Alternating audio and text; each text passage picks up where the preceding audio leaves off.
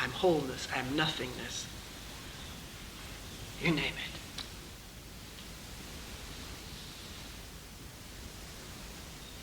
Maybe some past experiences one has had also have become memories, pictures, concepts, and also added to this pot of ideas about what I am. But what am I?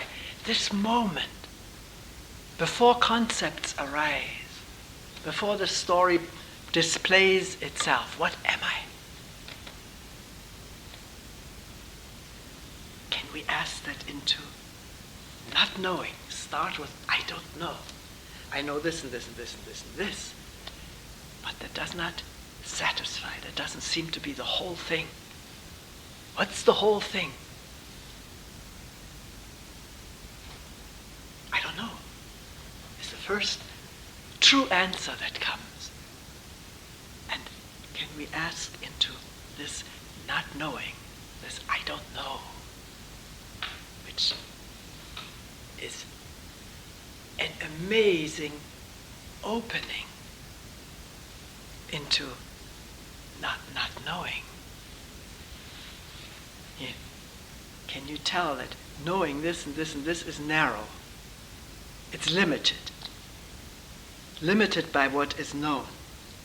But not knowing anything is possible. Infinite potential.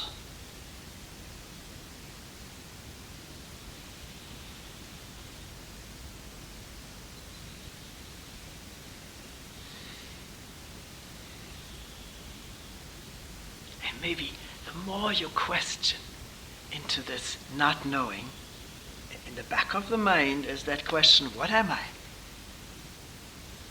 You look and you question, and you don't accept any verbal, conceptual answer, no matter how beautiful it is, how inspiring it is. You may find it in this questioning, there's less and less and less to be found. It becomes quite empty. Where is this I? Where is this me? Where is my soul?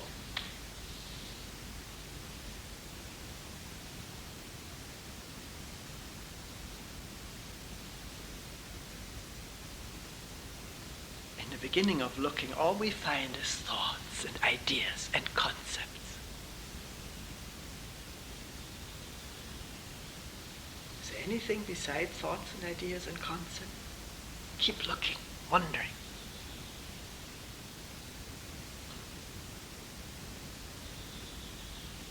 I don't know whether this is your interest in coming here. As I said the first day, there are as many different goals or ideas or expectations as there are people in this room.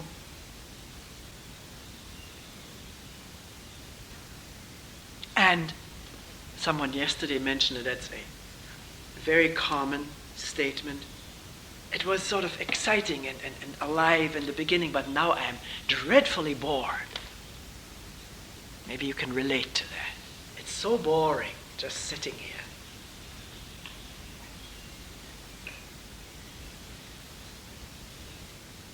So, again, what's boredom?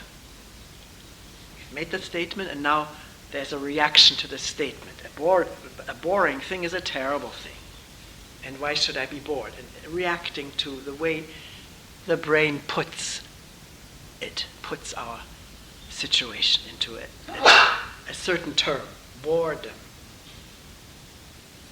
Why am I bored? What is it? Let's never take anything for granted, but change this shift of energy from enduring something at best. You may get up and leave, it's too boring. Or there is a shift from enduring this boredom to inquiring into it. Do you see the difference?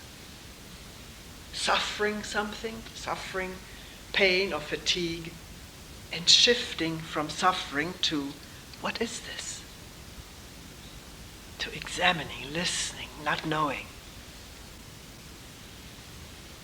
It's a tremendously beautiful thing to happen in a human being. One can feel it, the difference.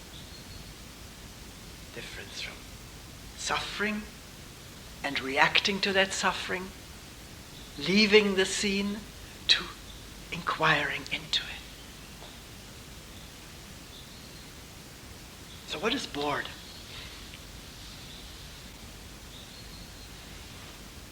What do we mean when we say, I'm dreadfully bored? I don't know yet. I'm looking. We're looking together, are we? Or you just wait for me to tell you how it is for you when you're bored? No, we got to look at it together. If we're interested. You may not be interested. So, when I say I'm bored, I mean, don't I? Nothing exciting is going on for this body-mind.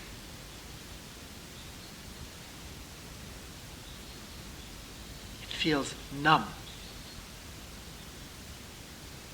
And maybe we've talked about it earlier in this retreat. Coming from a life of so much stimulation, work, food, entertainment, sex, rush, driving, staying up late hours, tremendous bombardment of this body of stimulation and working in that medium. All of a sudden, finding oneself in a retreat, and at first it's a little bit exciting. It's a different place, good food, nice birds, beautiful scenery, lovely weather, sitting together, the excitement, the idea can be very exciting. I'm sitting a retreat with other people. Never underestimate the inspiration and excitement that comes from ideas about what I'm doing with others. Tremendously elevating. But that ebbs away, and the body feels its numbness, having been numbed from all the stimulation. It is not fine-tuned, not sensitive, subtle vibrations, if you will. I'm not saying it conceptually. And to be used to the noise and to do and stimulation of our daily life, there has to be sort of a shift in tuning to be able to live with that. And I'm forever amazed what this organism, this nervous system can get used to. Absolutely amazing during all these weeks of taking care of my husband. Maybe I lost the sense of time. Eventually, I got lots of help. There was a coming and going of people. And this house, which is usually so neat, which is what I like, a neat, orderly house, was full of stuff, equipment, big hoist to lift, hospital bed, and every room was stuffed with stuff. And the different personalities of the aides.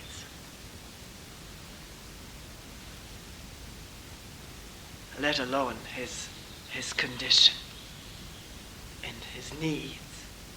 And this organism adapted in a surprising way to all this stuff. I had never thought it would be possible.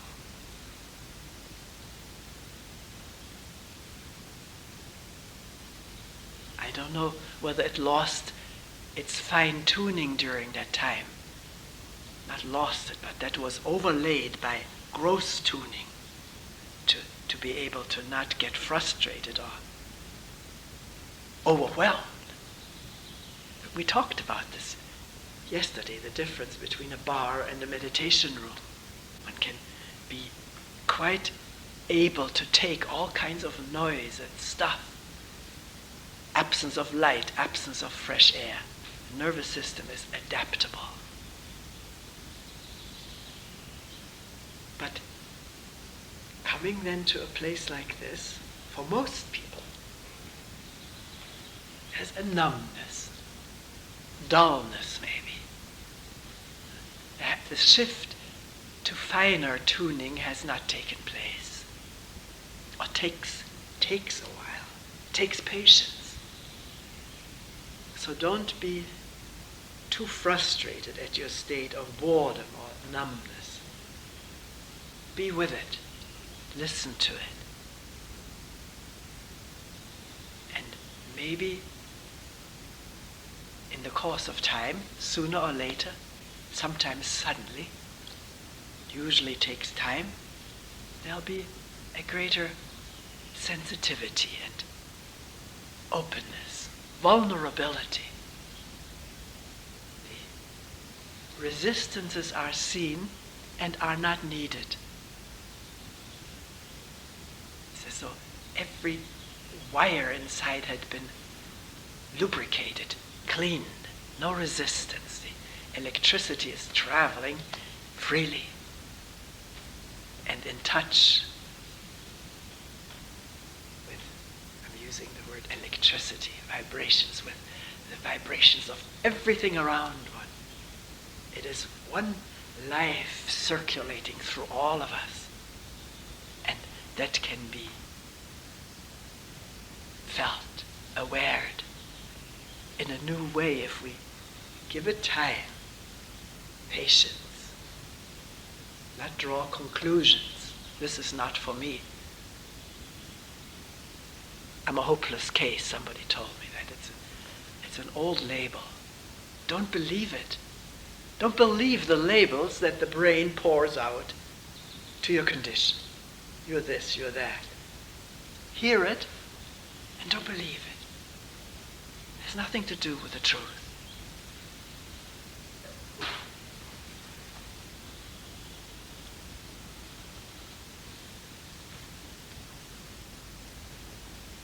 So, where are we?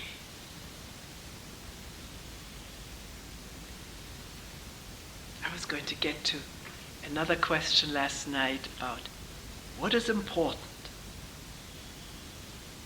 That was one question. What is important? I want to do the important things. I don't want to do unimportant things. But how can I tell what is important and what is not important?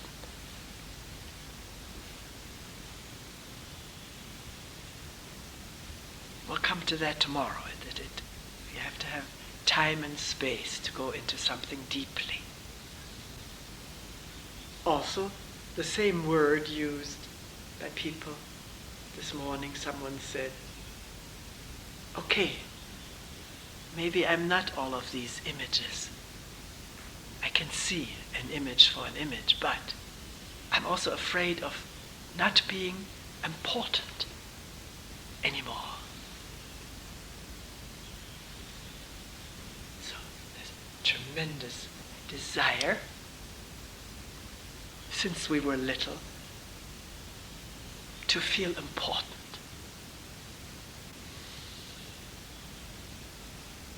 Maybe we weren't brought up this way, then we may feel very unimportant. Parents didn't pay attention to us, paid more attention to something else, their job or another sibling, sister or brother. But at a certain age, a child begins to want to feel important, to get attention. I remember our grandson, when we visited the family it was in Denver. He was such an unpretentious and open and unself-conscious child. He could sit for a long time in the grass and watch the wind move the blades. He would just watch it. Or if we took a walk, he loved to walk, it was hot, walk out of the hot sunshine into the shade of a tree, and back into the heat, and back into the shade. Or up an incline, and turn around and run down.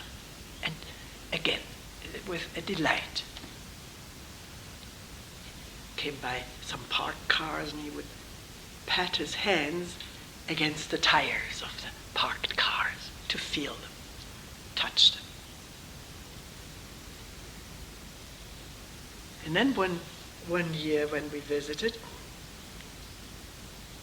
he took us to his playground on the school lot. And was very good at climbing and swinging, but he kept, if Kyle and I talked with each other or looked someplace else, he would shout, "Look at me, look at me." You know that. He wanted to be seen.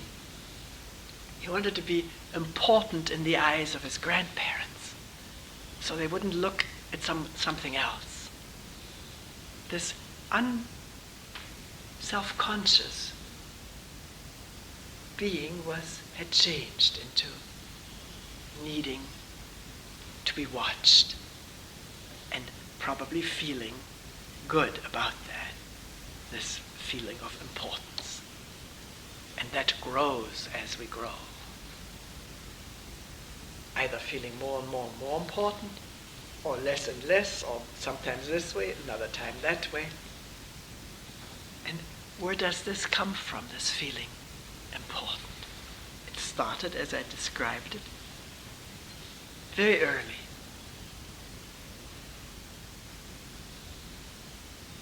See me.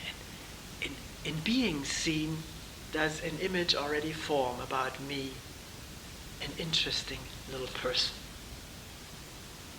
worth looking at, cute, capable of swinging and climbing.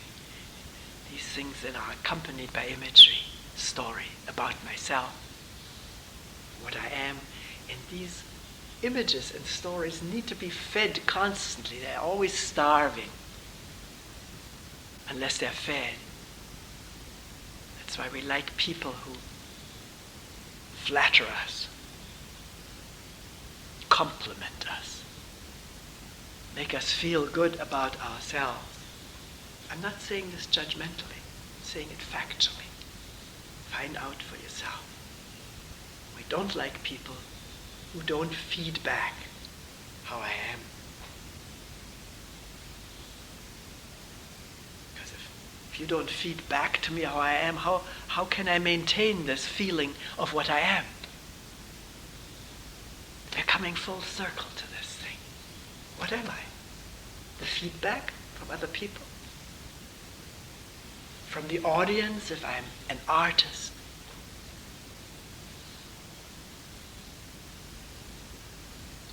From praises and raises by the boss? You watch it.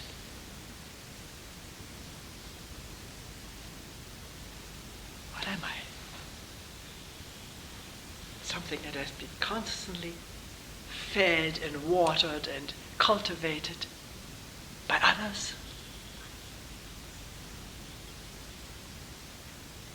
A tremendous dependence on what others think of me, isn't there? And if I feel they're not thinking of me, depression, bad mood. We're coming full circle. Is that all I am? Not it's good, it's bad, but is that what I am? What people feed into my images?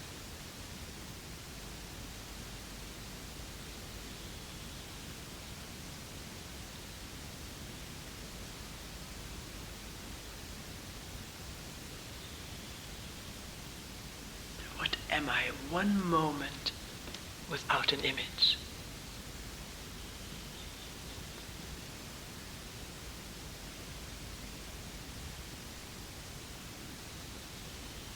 Birds are singing. Hear them? There's breathing, heart beating, energy pulsating, birds singing, sunshine on the eyelids, feet wherever they are, on the floor, on the mat.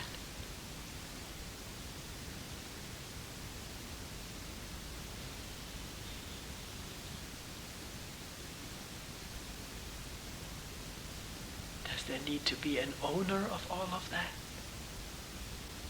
Or does it take care of itself beautifully?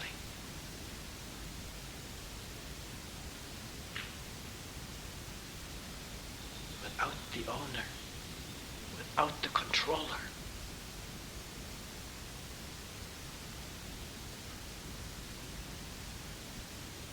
Are we together in this? Maybe, maybe not.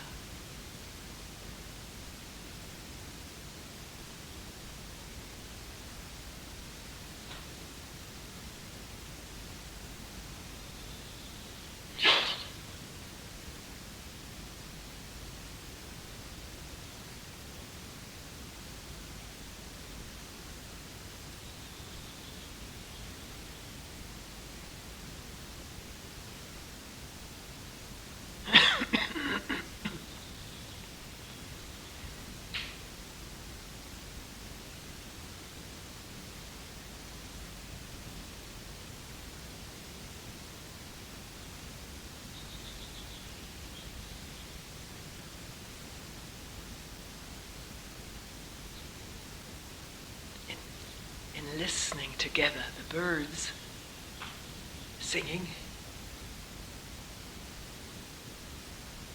is that my listening? Or is it your listening? Or is it just chi-chi-chi-chi-chi-chi?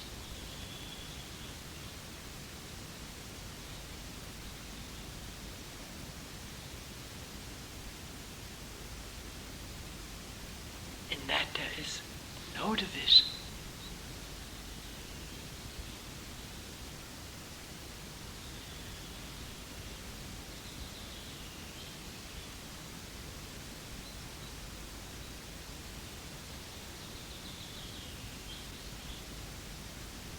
When the thought comes up, but I am hearing it, it is me that hears it, then the division seems to be there.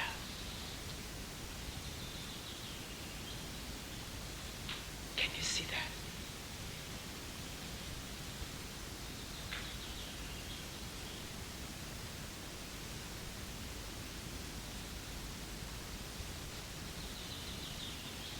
We will end here for today.